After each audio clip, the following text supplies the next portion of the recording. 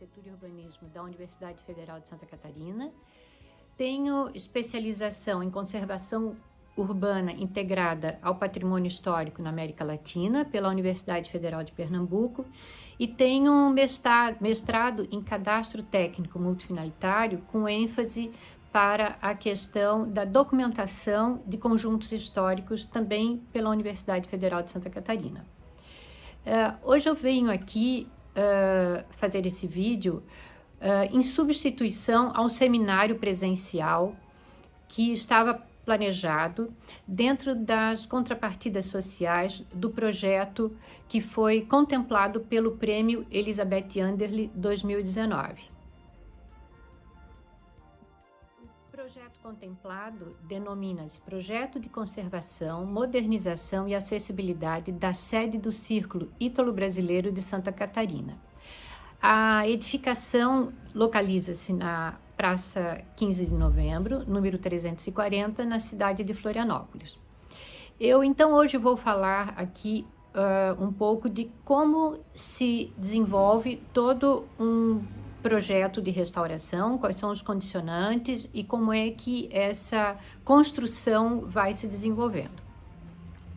Então, nós começamos, então, a fazer uma análise da questão da legislação, para saber qual é o grau de proteção que esse bem, que essa edificação tem, para que nós possamos entender exatamente qual é o grau de intervenção que nós podemos fazer.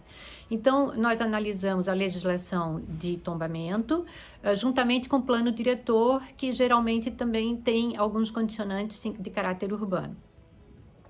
Dentro dessa nossa pesquisa, então, a edificação sede do CIB, Santa Catarina, ela é tombada dentro do conjunto denominado Conjunto Oitocentista, que são 5 casas ali na cabeceira da Praça 15, e ela é classificada como P2, ou seja, é uma proteção da sua volumetria, não só das fachadas, mas também da cobertura. Então, nós temos que nos limitar para efeito das intervenções na edificação a esse volume. E ela se insere também dentro de uma APC, que é uma área de proteção cultural, e que, nesse caso, é o conjunto 1, denominado Centro Histórico.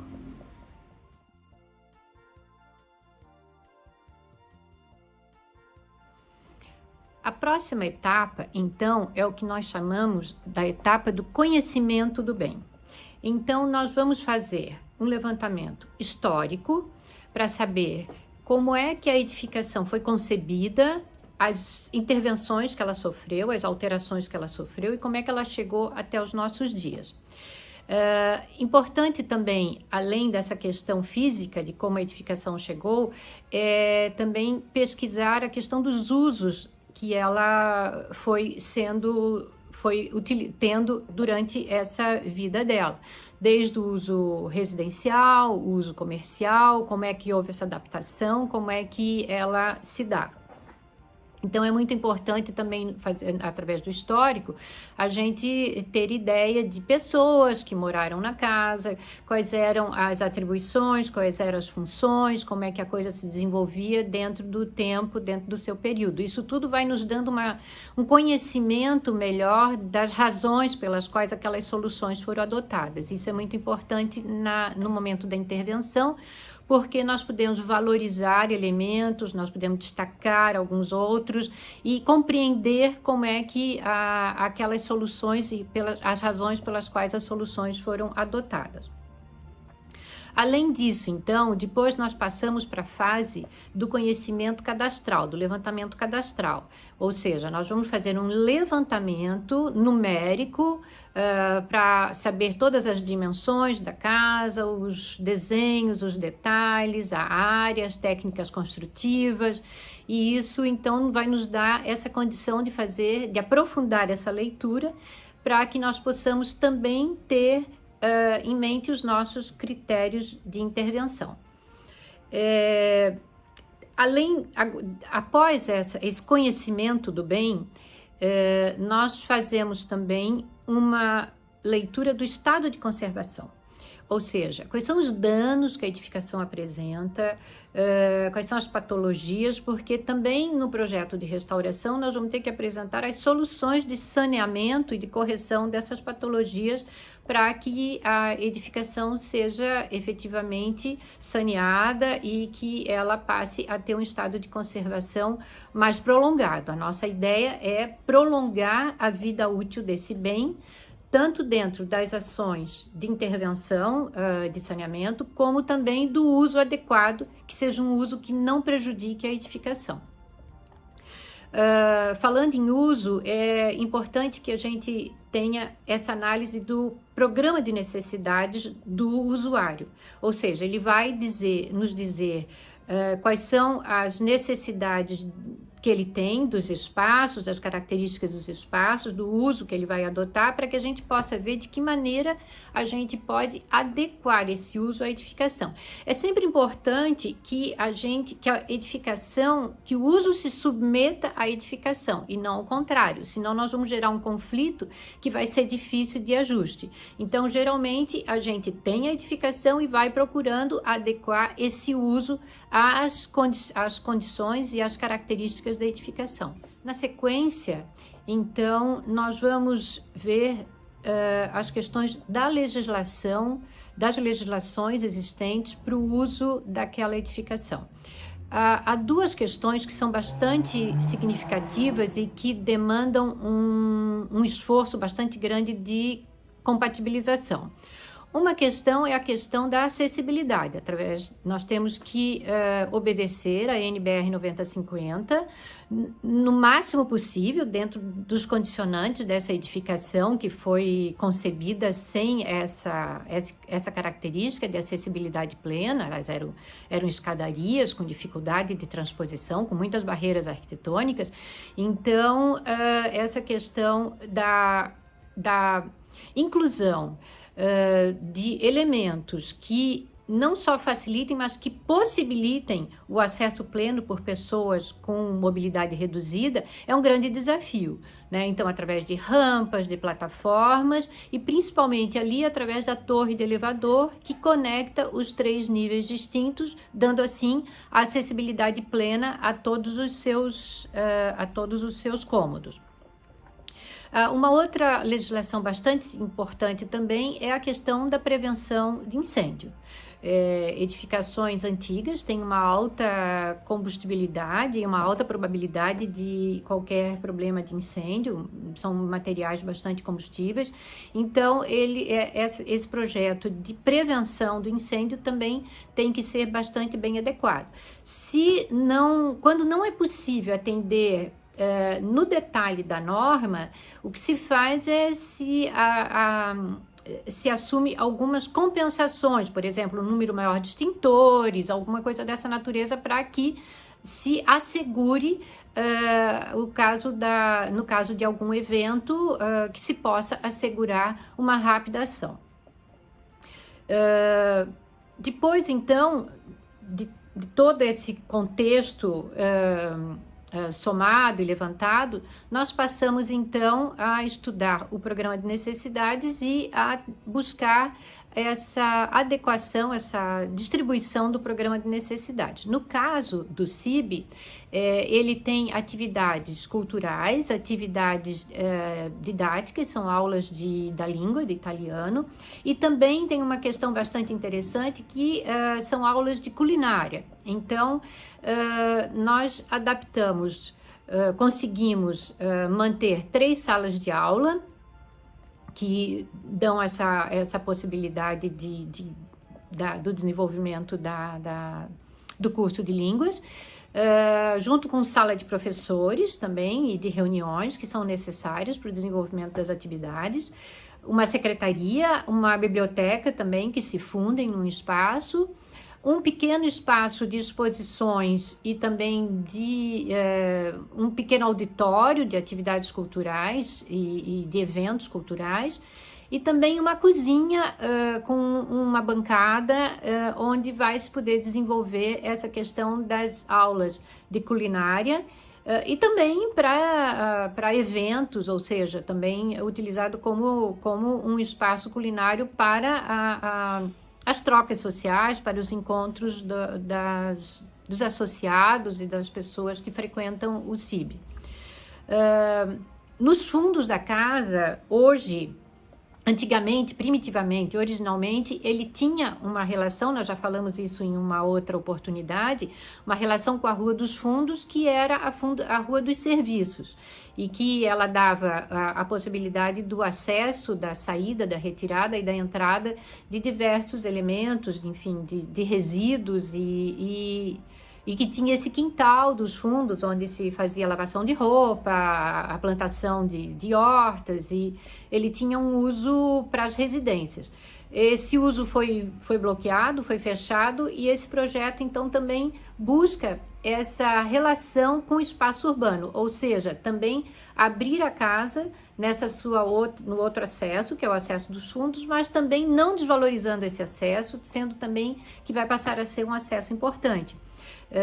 Com isso, nós vamos viabilizar o acesso de pessoas com bicicleta, porque vai ter um bicicletário, um espaço de serviços, a questão toda técnica da distribuição do armazenamento dos contentores de resíduos sólidos, a questão do gás, a questão dos medidores de água e de energia e de água, e também nesse quintal dos fundos, no Giardino, como chama o presidente, o Mauro, também ali a colocação de uma cobertura móvel, flexível, e que também com um jardim uma horta.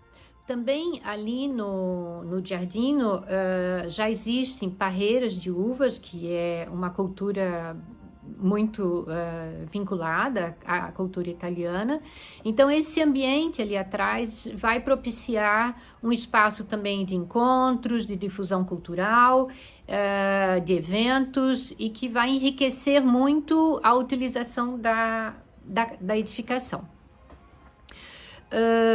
Então, dentro feito todas essas análises, estudos e avaliações, nós então passamos a conceber o projeto de restauração. Então vocês podem ver que o projeto de restauração, ele praticamente são dois projetos. Primeiro é todo um levantamento, tem todo um empenho, e depois então a gente parte efetivamente para o projeto de intervenção.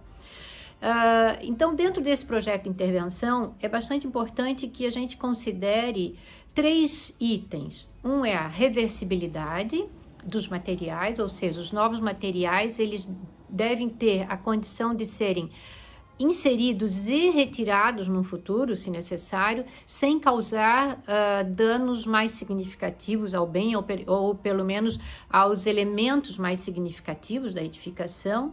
A questão da legibilidade, ou seja, é imprescindível que a gente tenha essa condição de reconhecer o que é mais antigo, o que é mais novo, para que a gente possa fazer uma leitura sem confundir esses tempos.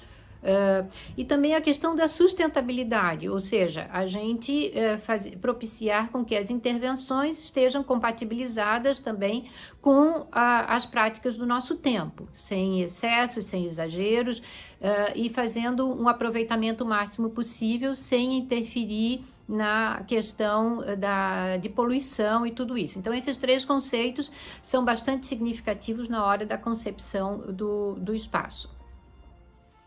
Então, eu vou passar agora a apresentar alguns elementos, vou descrevê-los, e nesse intervalo entre um e outro eu vou apresentar as imagens para que vocês possam ter uma compreensão de como ele vai ficar e de quais são as intervenções que nós estamos propondo.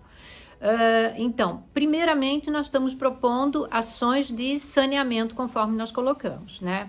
E isso está concentrado numa questão de uma revisão completa da cobertura, porque geralmente a edificação ela sofre muito pela intervenção incorreta da água, ou seja, infiltrações na cobertura ou umidade ascendente, ou seja, umidade do solo que está sendo absorvida pela casa. Então, nós vamos atacar esses 2 pontos, fazendo uma revisão bastante completa, dando uma estanqueidade bastante intensa na edificação, de modo que não tenha infiltração da parte da cobertura, e também abrindo valas de aeração próximas às alvenarias, que estão vinculadas ao solo, para que essa umidade ascendente consiga respirar de uma outra forma, sem interferir na questão da conservação das alvenarias. Então, esses são dois elementos bastante significativos no projeto de restauração, no projeto de saneamento. Depois, também com relação à questão que nós colocamos de sustentabilidade, nós estamos acrescentando um isolamento termoacústico em toda essa cobertura. Ou seja, nós vamos reduzir o índice de aquecimento da área, principalmente do sótão, através da inserção desse isolamento termoacústico, no sentido de que a energia necessária para o conforto térmico, por exemplo, através de ar-condicionado, ou mesmo de uma coisa que a gente chama de climatização passiva, a gente tem essa condição também de melhorar o conforto térmico da edificação, mas sempre buscando também elementos mais naturais e, claro, nos excessos, que nós aí temos que usar nos limites de temperatura, porque é um uso que tem que ter um conforto para as pessoas se sentirem bem nas salas de aula, mas com essas medidas de isolamento térmico, nós vamos reduzir, então, a necessidade do uso de energia, porque a edificação não vai atingir as temperaturas tão elevadas. Nós estamos inserindo também num volume, entre os dois volumes antigos da edificação, nós vamos substituir um volume que já existe hoje, mas que com materiais mais fragilizados. Nós vamos inserir uma cobertura de vidro e de estrutura metálica, e ali nós vamos ter também uma ventilação passiva, que é através da aberturas dentro desse zenital, dessa cobertura, nós vamos possibilitar a saída do ar quente, ou seja, através de uma convecção natural, nós vamos adentrar o ar mais fresco no verão, e no inverno, em fechando essas janelas, nós conseguimos criar uma estufa de calor ali. Então, também, naturalmente, nós vamos fazer uma climatização desse espaço. Depois eu já falei a questão da acessibilidade, né, inserindo uma rampa de acessibilidade na frente da casa, depois duas plataformas, porque são vários desníveis, duas plataformas para que se possa acessar até o interior da casa, e ali a partir do nível térreo até o sótão, uma torre de elevador que vai atender os 3 níveis. Fora isso, nós vamos fazer a conservação de vários elementos, vamos inserir um sanitário totalmente adaptado também, que fica bem no acesso da casa, próximo ao elevador, que pode ser utilizado por pessoas também com mobilidade reduzida e também por cadeirantes, também dando essa questão da acessibilidade plena. E no mais, nós estamos ajustando os cômodos, os espaços já previamente existentes, através da qualificação dos acabamentos.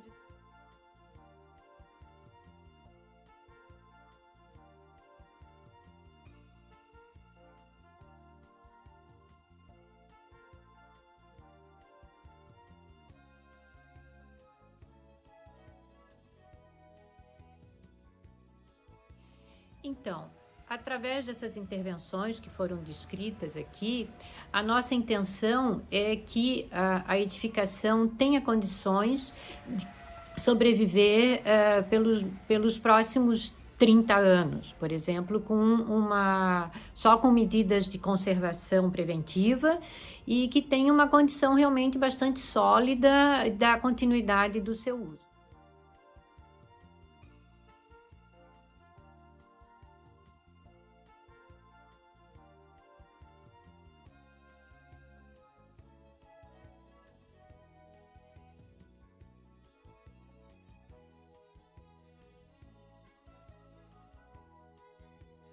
Então, Esse é o papel do arquiteto que trabalha com projetos de restauração, que é, então, resumindo, adequar as edificações aos novos usos, respeitando a sua arquitetura e dando condições de uma permanência de qualidade para o futuro.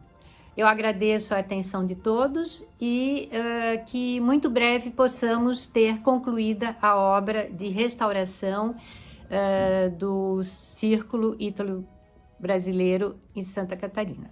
Muito obrigada.